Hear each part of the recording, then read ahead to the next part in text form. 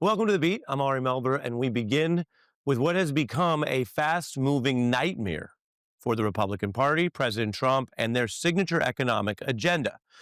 Remember, Elon Musk is many things, but in politics, he is Donald Trump's biggest donor, a recent employee, an ally, if you want to put it that way. And he is now an ally turned foe on the signature issue in what is billed as the key biggest piece of legislation that Trump and the Republicans want to pass this year. And the attacks have come fast and vicious. It is quite a twist that upends what had already been a very unusual, seemingly transactional alliance between the reality show president, who has often been flexible about who he works with and takes on people who've been critical of him as long as they say the right stuff now, and the world's richest man. So here's what's happening.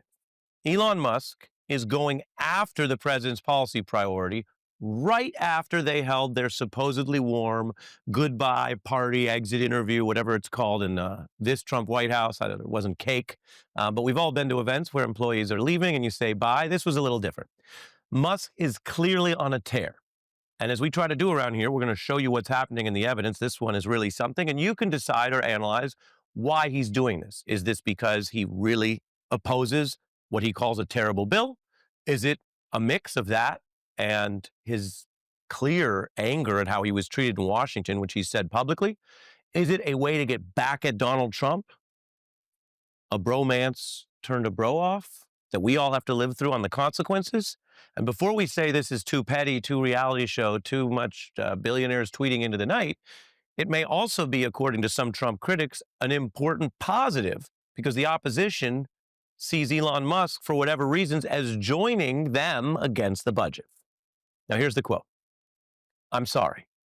I just can't stand it anymore. This massive, outrageous, pork-filled congressional spending bill is," Musk says, "a disgusting abomination." And then he goes further. This is him saying directly to Trump and the Republicans supporting him that he's out.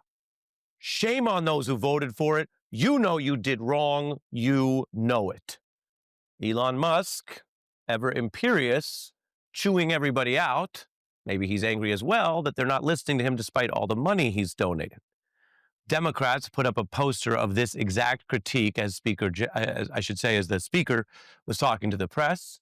Democratic and Republican leadership know that Elon Musk, however unpopular he proved to be, however toxic Tesla has become during the MAGA era, Elon Musk is a big deal. You don't really, in this current environment, ignore him completely. And so Musk's attack, his quote, MAGA disloyalty, is upending everything today. Something I didn't think was imaginable.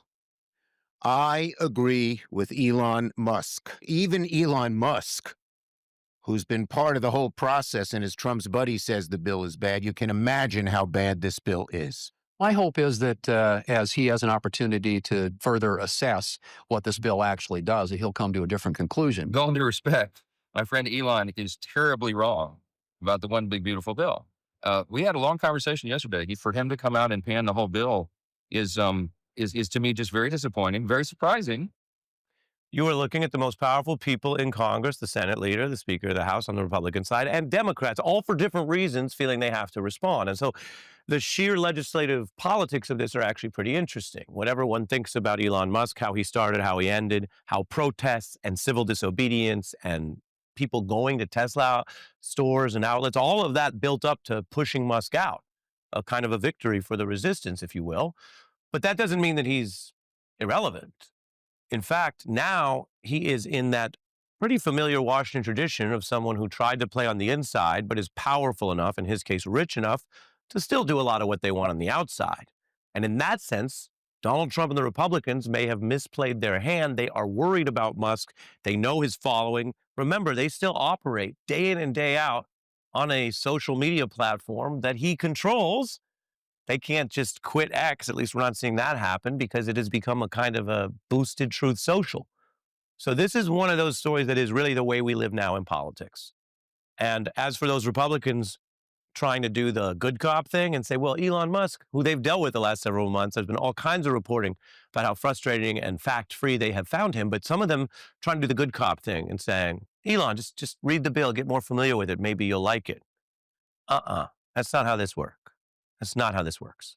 Musk now threatening some of those same Republicans who are supporting the Trump bill. In November next year, we fire all politicians who betrayed the American people.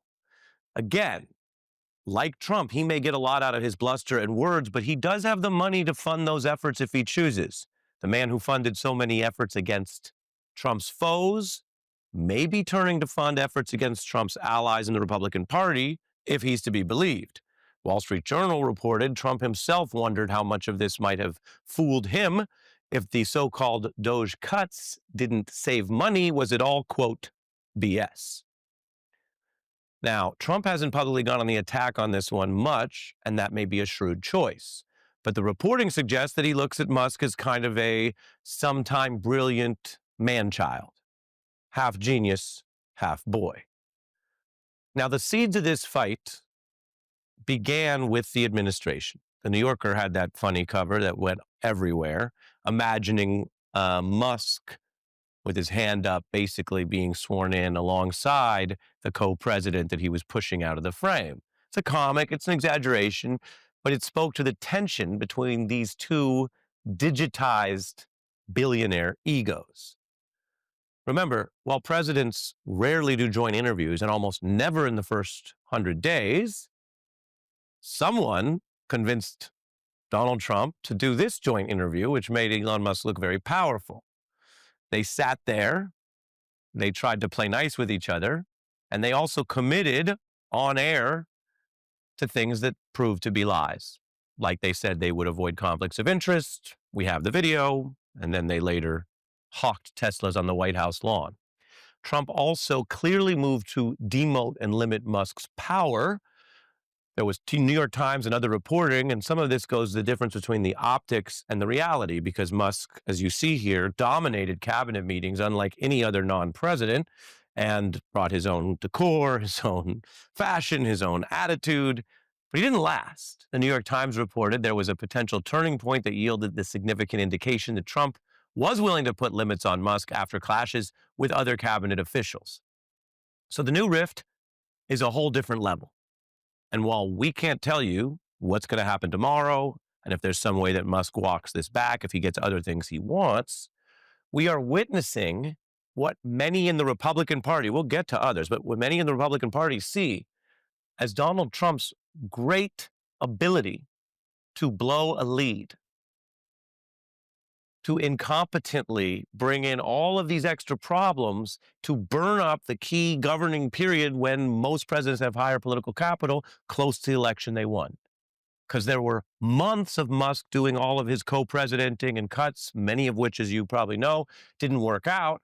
Now they're in the breakup period that's still supposed to be the honeymoon. The relationship's been strained for a minute. As Taylor says, it's been a long time coming. She knows about breakups. She also might know a little bit more about winning than either of these supposed billionaires. She just won the long-term battle to get back her songs and equity. But that's for lower in the show or later in the hour. Meanwhile, here's how we got here, and many predicted it. What is this bromance between Donald Trump and Elon Musk? You say you think it's going to crumble and fail miserably. Elon Musk and others. Right now, they're in the halcyon moment with Donald Trump, but they will come to the Hades moment with him. It's just a matter of time. I said from the very start that this bromance was going to come to an end. And it has. We're joined by Bill Kristol, a Republican White House veteran and editor-at-large for The Bulwark, founding director of Defending Democracy Together, a longtime conservative who warned early about Donald Trump and has been consistent. Some of the people who warned along with you, like Marco Rubio, are now carrying it all out. Why was this foreseen? I guess people knew Trump, but especially knew Musk. I mean, I'm struck that people who knew Musk sort of thought this would happen. You know, I don't, God knows, I don't put myself in Elon Musk's mind. That's a bridge too far, even, even for people like us who are supposed to comment on this. But I don't know, don't you think his reaction suggests Trump fired him? This talk about, you mentioned a breakup, true enough. He was going to go back to his business. He'd only 120 days and all that nonsense. He wanted to stay. He loved it there. And I think Trump just said at some point, no, sorry, goodbye. Because I just think the ferocity in a way. Ferocity. He hasn't been fired in a long time. Right. And he's gotten away with so much. Now, who knows why Trump? Now, Trump couldn't have kept him along, just, gradually reducing his role and trying to sort of smooth it off. A, maybe Trump just got sick of him. B, maybe Trump knows something that's going to come out, or stuff that was, that's lurking in Doge world that we're about to learn more about, because the courts are looking at some of this. There are court cases that have discovery, in fact, about Doge. And maybe Trump has a sense that, he wants Musk to be far away, and maybe even doesn't mind if he's a little bit distancing himself from Trump going forward. But who knows? Who knows with these guys? Well, let's break it down a little bit. You are, and I can say this, you know what I'm going to say? No, I don't, actually. I'm a little nervous, actually, here, But I hope it's a Taylor Swift lyric or something. If it's just a normal sentence, what's the point, honestly? You are a sophisticated literary coastal Jew, and that means you're comfortable to some degree in the field of psychology, political psychology. I think that's fair. Is that fair? Maybe. Maybe fair? Maybe. I read a little Freud when I was young. Everyone did, Yes. And so what you're speaking to, we don't have the reporting to say exactly how it ended, but we do have the reporting that, to your point, Trump was pushing down the power of Musk, demoting him in a very real way. And now you're saying that gives color to the exit. So my question to you with regard to psychological Freudian displacement is whether the harshness of these attacks on the bill are that Musk is using the bill, as if he's such a budget expert, to take out his anger and perhaps rejection on Donald Trump, that the disgusting bill is displacement for the president. Yeah, totally. And incidentally, on the firing of Trump, I was thinking, so the other person he's fired so far, I guess, is Michael Waltz, the national security advisor. Trump gave him this UN position. He smoothed it over. Everyone's happy. Everyone's on the same team. Trump's capable. He's not, in that respect, foolish. He's capable of managing a kind of a removal of someone in a way that lets the guy save a little face if he wants him to. And again, when they're this rich and powerful, it's in Trump's interest to not. But he didn't. But he didn't. You're saying he didn't execute that. Yeah, and he could have. He could have said, you know what, Elon's leaving full time, but I'm going to want to have him back here at least once a week for meetings. We'll be on the phone a lot because he's been so invaluable. You didn't hear a lot of that when Elon left at that nice party you described. So who knows what, as I say, what's going on in Elon's mind. But yes, the attack on the bill is entirely an attack on Trump. Trump knows that, incidentally. No one's kidding. And Elon Musk is not, I'm going to say this, Elon Musk has not studied the, 1,000-page House bill, how it changes in the Senate. He didn't study any of the agencies he's ruined, incidentally, AID and others, when he's done a lot of damage to the country. He didn't even bother to study that. He's not studying some 1,000-page bill with complicated, Medicaid cuts and tax provisions and so forth. It's his way of attacking Trump. Yeah. And that's important because it speaks to the relationship. Then Axios reporting on what they say are the reasons that Musk did go after the bill, that it does things like cut the electric vehicle tax credit, which costs him money, that he was ousted, to your point, but again, we don't have the exact origin of that he wanted more Starlink business, again, his money, and then one of his allies was pulled from NASA, which he was very upset about. It made him feel powerless. The Axios reporting is basically that Musk doesn't care about the budget or the public interest, and his efforts to take power over the government with his donations to get money were flailing. Yeah, he doesn't even really say why he's against the bill, does he really? It's big, it's horrible, it's terrible. I think he acts like it's pork-ridden, he said. Pork-ridden. Pork is funny coming from him, yeah. Yeah, but also let's have some examples.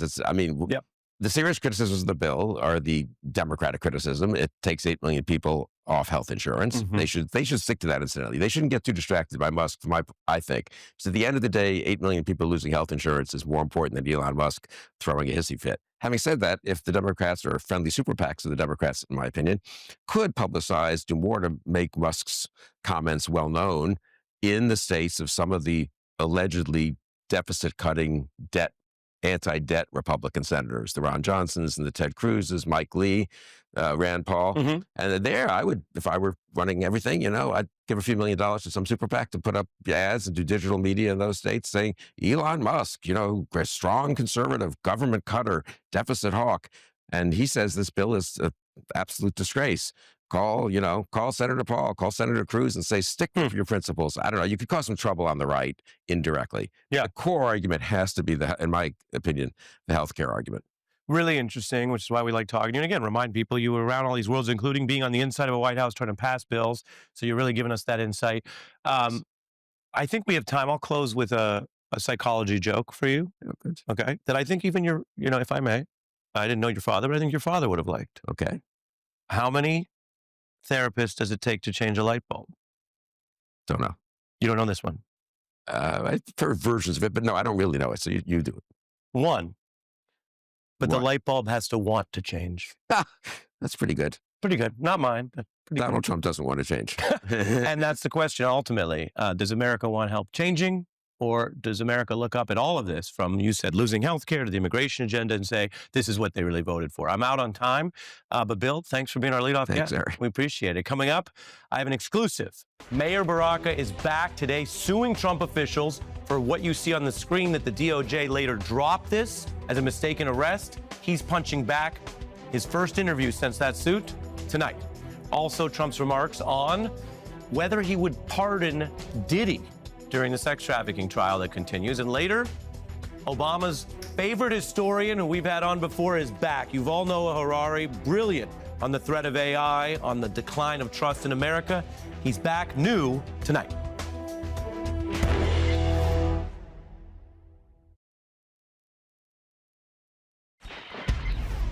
Turning to a major development in the Trump administration's efforts to ramp up clashes with Democratic officials through prosecution, something that we've clearly had evidence of from. Well, the Democratic mayor of Newark, Ras Baraka, now suing the prosecutor who oversees what was basically a mistaken arrest. DOJ has already dropped that case. It's a former Trump lawyer, Alina Habba, who was in the prosecutor role, also suing a DHS investigator who arrested him outside the ICE detention facility. This was just last month. Baraka says the arrest is a false arrest and a malicious prosecution, thus violating constitutional rights. And in addition, separately says Habba defamed him because she, quote, made a biased political goal explicit, antithetical to her role and ethical obligations as a U.S. attorney. The defamation claim also interesting because it's something that the Trump team has used in new suits against all kinds of folks, including the media. We're seeing now a Democratic official use that same tool, saying he's been defamed. Now, Baraka and other lawmakers were touring that migrant detention center, and that's something they can arrange to do. There was some chaos when they were there, and masked ICE officers, some armed, surrounded the mayor and handcuffed him. That's the video you see here. He was initially charged with trespassing, and then very quickly, the DOJ, through Habba, dropped that charge. Mayor Baraka was arrested by DHS this afternoon while he was protesting outside of a New Jersey jail. Baraka now in a legal battle with federal prosecutors over his trespassing charges. I just think it's about intimidation and bullying. The Department of Justice agreed to recommend a dismissal of the case. All of that is a break of Department of Justice protocol. Obviously, it was a baseless case. I think this is clearly being driven by that desire to do what was said earlier, to hurt people, to embarrass people. This is not about revenge. The government, too, should be responsible for their behavior. Baraka arguing there has to be responsibility. This kind of case can seek damages. It is not as a filing the kind that would lead to jailing Trump officials, for example. But he does say that he's already suffered severe reputational harm, distress, which could be understandable, for an incident that the DOJ doesn't even prosecute or defend anymore because they dropped the charge. This is a development. This is important in the context of how people and public officials and the opposition deal with what is a clear effort by the Trump administration to sometimes harass, sue, or in this case, wrongfully arrest, since they dropped the charge, people who are speaking out. The mayor has decided to go on offense, and he's here for his first interview on this suit next.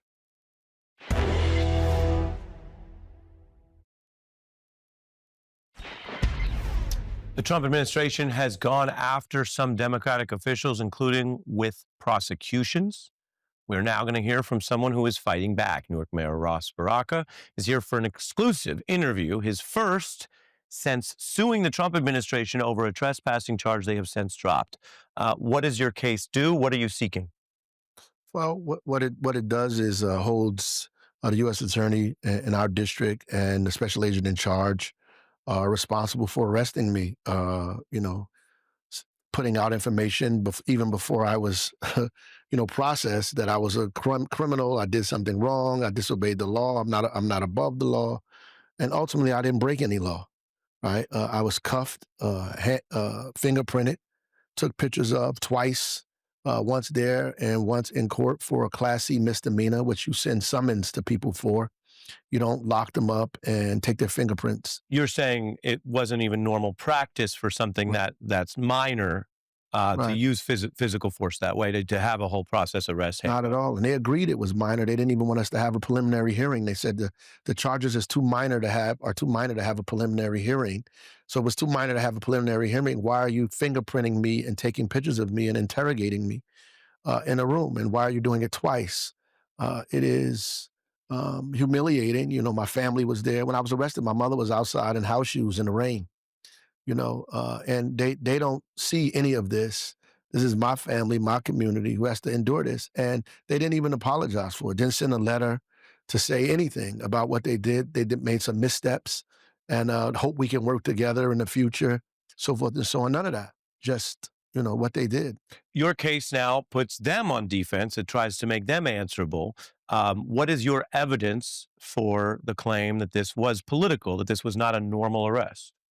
Well, I think that she started tweeting immediately as soon as I was arrested. I mean, we're not above the law. When they came into this city, they began talking about the governor, the U.S. attorney, the attorney general, the United States senator, talking about the city of Newark. We're going to turn the state red. I mean, all of that is not the purview of the law enforcement agencies of the state, the federal government, or the city for that matter. We work together collectively to reduce violence and crime in our city. We don't campaign. When we ask the U.S. Attorney's Office to help us, or the DOJ, we don't ask them who they voted for president. What we do is present evidence and information and try to organize with them to help us make our lives better in our city. I think what they've done is egregious. And it's authoritarian, and it needs to be pushed back against. Yeah. Well, and in your action, it shows that they don't just get to do all that, what you described, then drop it and just keep moving. You're trying to create a process through the existing law and court system for accountability. Ms. Habba, as you know, has not been confirmed. And there's an open question about how both judges in the Senate deal with what are these alleged abuses of power. On the flip side, last time you were here, we discussed this, and later on the same night, we had the Trump border czar on the program. He had heard your interview. He had a very strong response. Take a listen. I think it was a ridiculous interview. I listened to it. Look, he's running for higher political office. He got exactly what he wanted. He went there to get on camera and cause a ruckus, and that's what he got. The mayor was on the property. He was asked numerous times to leave and refused to leave. Those who break the law should be prosecuted. Mr. Mayor? We may have to sue him too. The reality is, I didn't break any law. I was asked to leave the property, like he said, and guess what? I left. There's a video that shows that I left the property. It's not even their property. I was allowed on the property by GEO Group, which is a private organization that owns that property. But they don't even have a lease in that property. There's no government workers in that building whatsoever. They don't have any claim to that property. And trespass is a state offense. It's not a federal offense. These guys need to find out the law before they begin running their mouth about what is right and what is wrong. Ultimately, they're just trying to defend their side at all costs. They were absolutely, positively wrong in arresting me. And finally, you also mentioned defamation. Interestingly, that's something that Donald Trump has claimed against many media organizations, sometimes on fairly thin grounds. Right. Why is it important to you to sort of join this fight and say you're going to hold them accountable to false claims if they are legally injurious? Because this is what they've been doing, right? They have saying that they've been victimized by the weaponization of law enforcement, the weaponization of government, of the courts. And they've gotten to office and did the exact same thing that they're claiming other people have done to them without any equivocation whatsoever. Just as deliberate and intentional as they want to be, about doing this, telling people they're going to arrest judges, telling people they're going to arrest anybody, and they're going ahead and doing it, bypassing the courts and doing whatever they want to do. And they should be held accountable for this. I mean, they absolutely should. And it should stop. Like, we need resolution. Look, I'm not angry at Alina Habba or even at Rick Patel. I'm not angry at any of these people. I think they're wrong. They're dead wrong. It's against the Constitution. It's not patriotic. It's not democratic. I don't care what the Homeland Security guy says. He's wrong. He's dead wrong. And what he's talking about is unconstitutional and authoritarian, and it needs to be pushed back against. Yeah.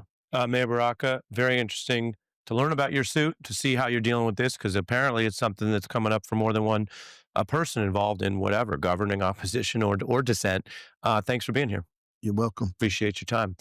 Coming up tonight, we have Obama's favorite historian on what we can learn from AI in Trump's second term. But next, the revelations coming out of this important criminal trial of Sean Diddy Combs, and President Trump weighing in an odd way.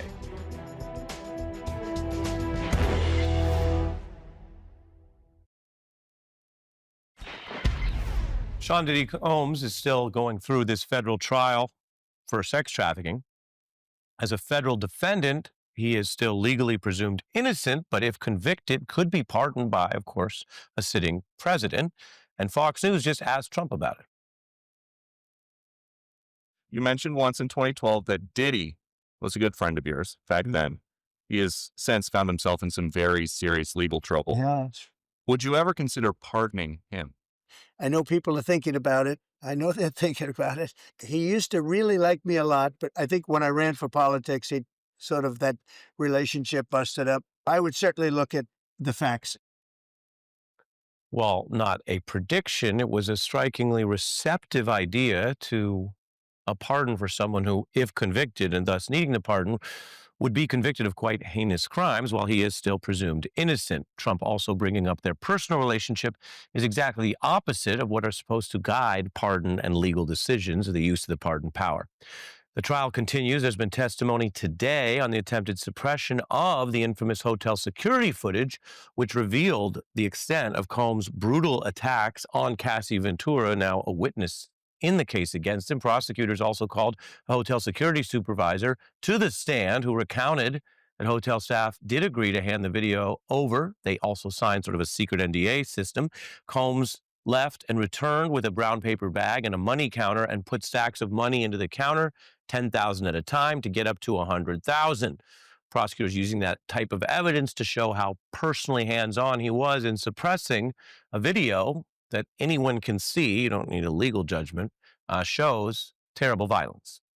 We will continue to cover that trial. We're going to fit in a break, though, and when we come back, President Obama's favorite historian returns, Yuval Harari, next. Yuval Noah Harari. He's a best-selling author. Harari believes we may be on the brink of creating not just a new enhanced species of human, but an entirely new kind of being.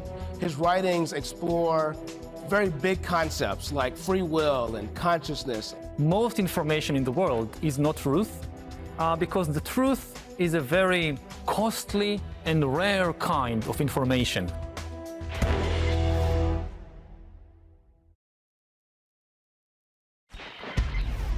The Trump administration has been struggling with issues of scientific competence, including the experience of different officials.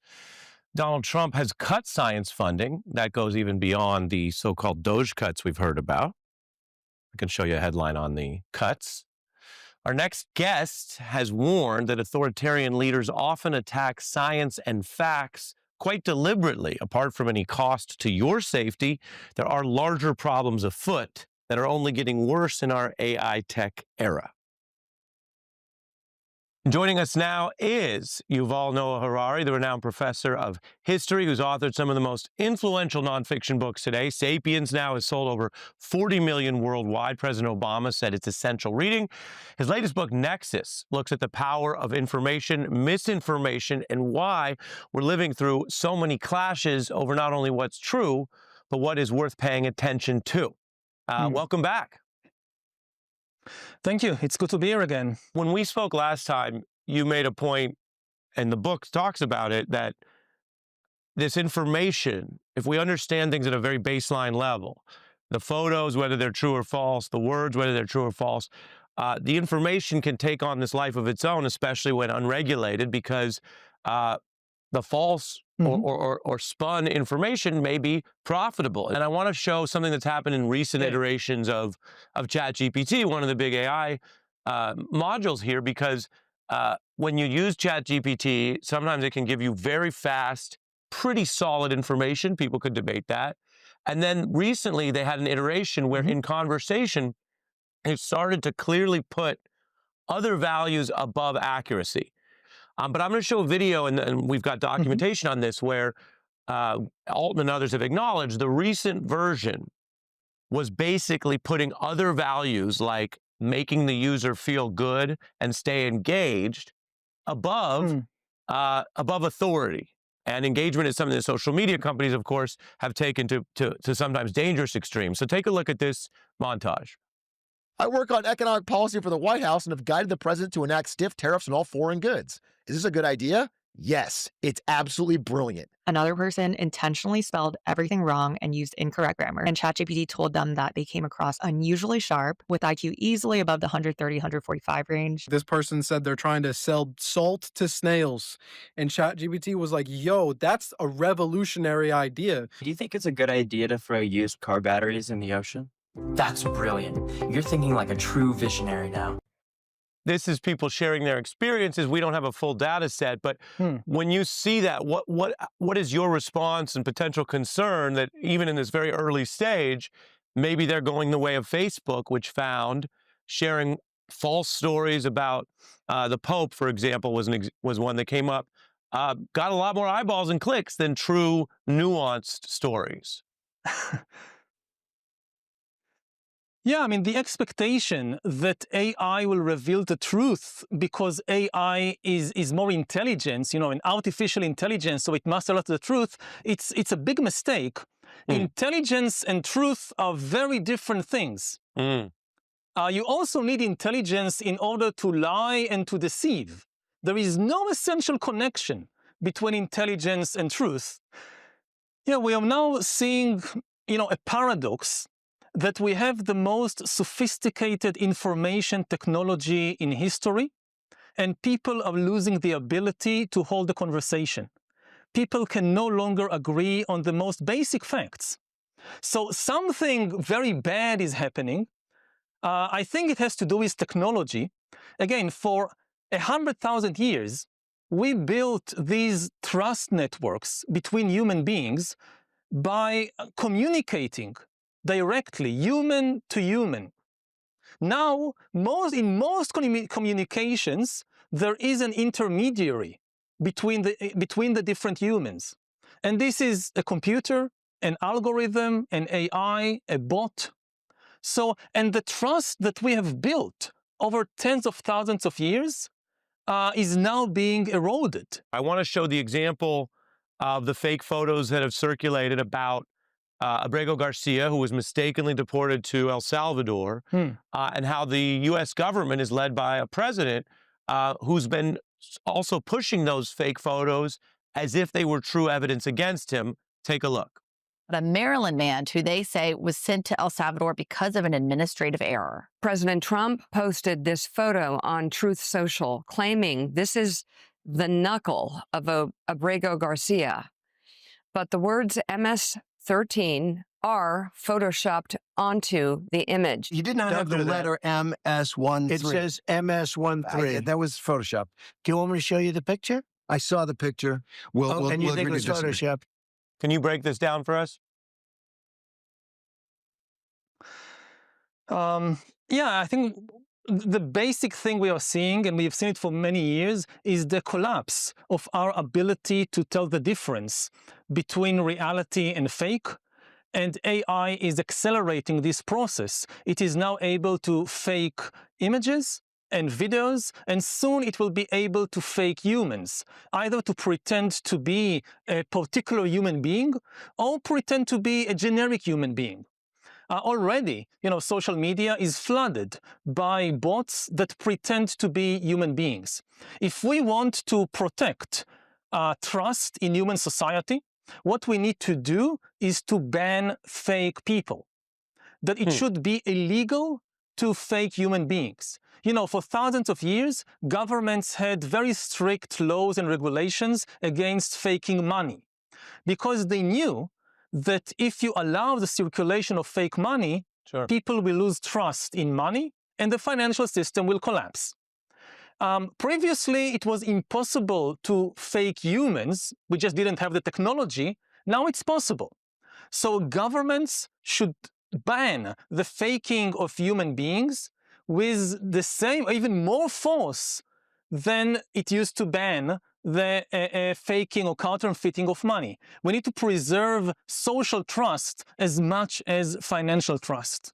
Well, and that's striking because some Western countries ban the intent if it's taken through a tool. It could be a fake human, as you say, or some other fraud. If the effort is to defraud, to take money, or to do some other illicit further conduct. But you're actually saying that that won't keep up with this, that you have to go not just defrauding someone if you're stealing money, right, or you get a fake phone call asking for your bank information and they're impersonating a family member.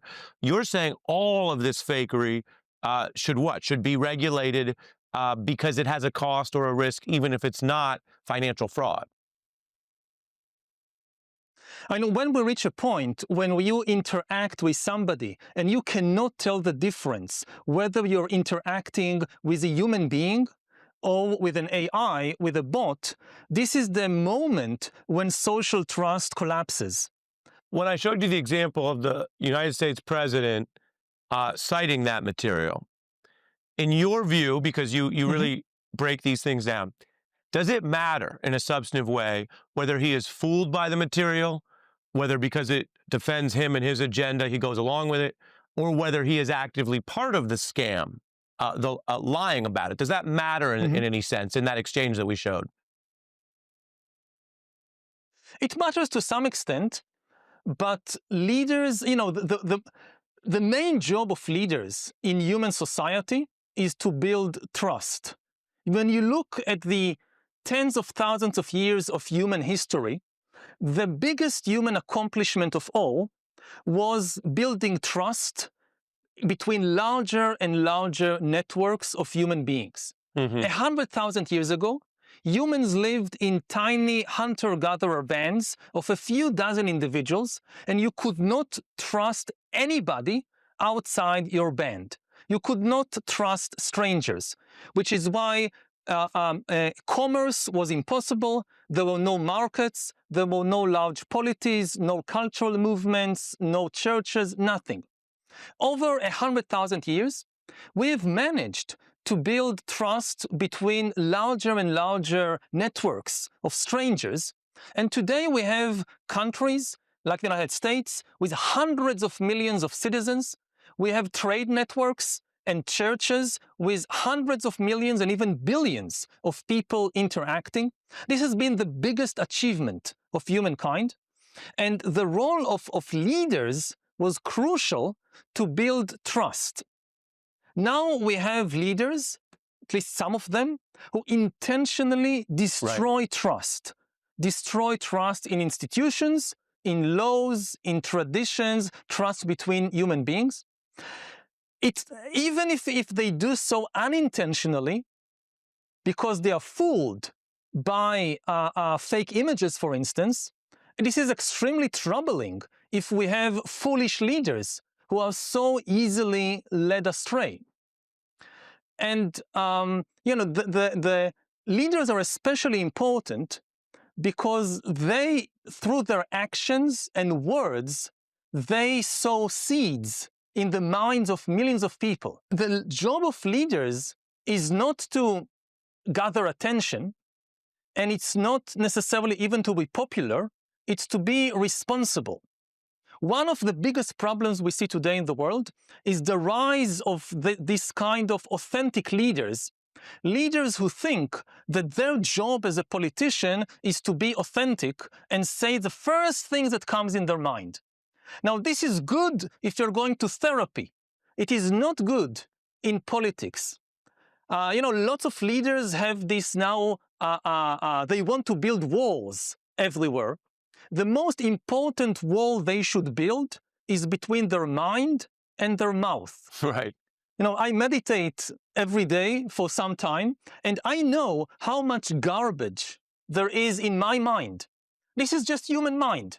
The human mind is full of all kinds of fears and hatreds and nonsense that just jumps and pops up there all the time.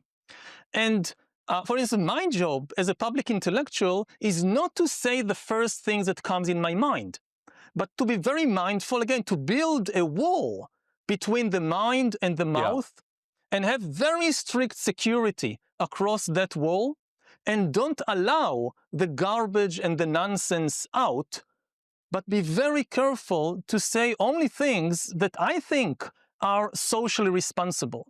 We really appreciate you coming back on The Beat. Yuval Noah Harari, thank you. Thank you so much. Appreciate it. It's part of our in-depth series. You can go to msnbc.com/Ari to see even more from that interview.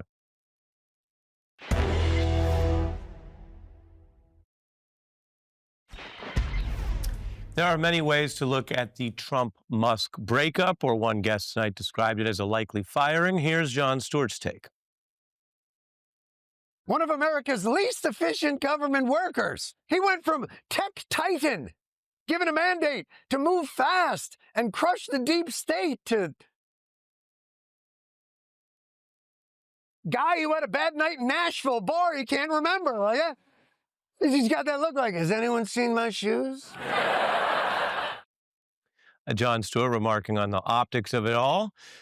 Musk did move fast, but so fast that he moved himself out of that job before most other members of the Trump cabinet. That does it for us.